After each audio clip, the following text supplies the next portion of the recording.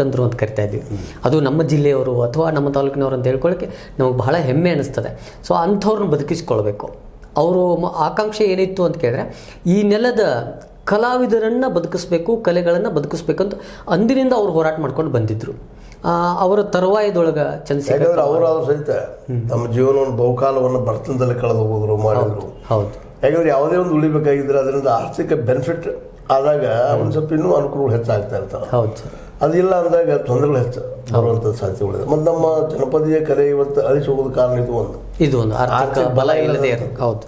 ನಮ್ಮಲ್ಲಿ ಸಾಕಷ್ಟು ಕಲೆ ಅದ, ಅದರ ಉಳಿಸ್ಕೊಳ್ಳುವಂಥ ನಮ್ಮ ಜನನೂ ಇಲ್ಲ, ನಮ್ಮ ಸರ್ಕಾರಗಳು ಇಲ್ಲ. ಸರ್ಕಾರ ಇದೆ ಸರ್, ಸರ್ಕಾರ ಇಲ್ಲ. ಯಾಕೆ ಮಾತು ಹೇಳ್ತಾ ಇದ್ದೀನಪ್ಪ ಅಂದ್ರೆ ಸರ್ಕಾರ ಜನಕ್ಕೆ ನಮ್ಮ ಸಲುವಾಗಿ ನಮ್ಮ ಕಲೆ ಉಳಿಸೋದು ಸರ್ಕಾರದ ಡ್ಯೂಟಿ ನೋಡೋದ್ರದ್ದು ನಮಗೇನು ಉಪಕಾರ ಮಾಡುವಂಥದ್ದು ಏನಲ್ಲ.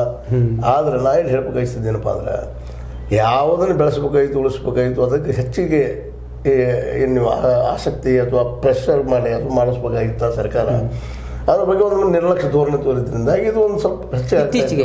ಇತ್ತೀಚೆಗೆ ಸರ್ಕಾರದ ಅನುದಾನ ಕಡಿಮೆ ಆಗ್ತಾ ಇದೆ, ಕಲಾವಿದರಿಗೆ ಸಹಾಯಧನ ಕಡಿಮೆ ಆಗ್ತಾ ಇದೆ ಅಂತ ಏನಾಗಿದೆ ಅಂದರೆ ಇದೀಗ ನಾವು ಸುಮ್ಮನೆ ಒಂದಿಷ್ಟು ಕೊಡಬೇಕಪ್ಪ ಅಂತ ಕೊಟ್ಟು ಬಿಡುವಂಥದ್ದು.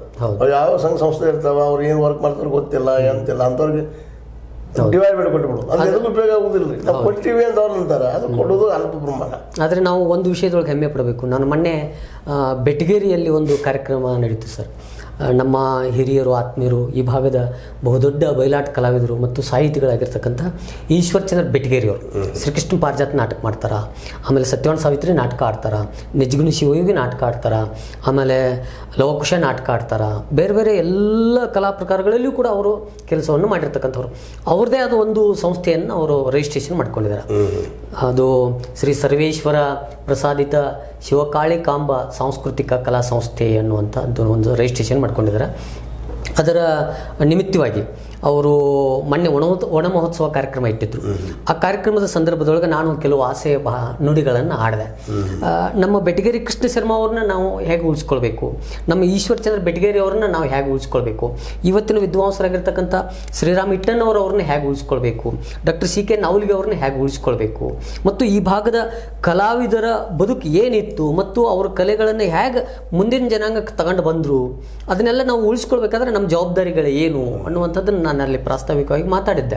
ಹಾಗಾಗಿ ಅವರು ಬೆಟಗೇರಿ ಸರೇ ಉತ್ತರ ಕೊಟ್ಟಿರೋದಕ್ಕೆ, ಸರ್ ನಾನು ನನ್ನ ತಂದೆ ತಾಯಿಗಳ ಹೆಸರ ಮೇಲೆ ಇಲ್ಲೊಂದು ಶ್ರೀಕೃಷ್ಣ ಜಾನಪದ ಕಲಾ ಕೇಂದ್ರ ಅನ್ನುವಂಥದ್ದನ್ನು ಸಂಸ್ಥೆ ಹುಟ್ಟು ಹಾಕಬೇಕು ಅಂತ ನನ್ನ ಉದ್ದೇಶ ಇದೆ.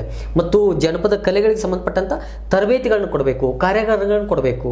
ಒಟ್ಟಾರೆ ಜನಪದ ಕಲೆಗಳ ತರಬೇತಿ ಕೇಂದ್ರ ಇದು ಆಗಬೇಕು. ನಾನು ಒಂದಿಷ್ಟು ಭೂಮಿಯನ್ನು ಅದಕ್ಕೆ ಬೇಕಾದರೆ ನಾನು ಸಮಾಜಕ್ಕೆ ಬಿಟ್ಟು ಕೊಡ್ತೀನಿ ಅನ್ನುವಂಥ ಮಾತನ್ನು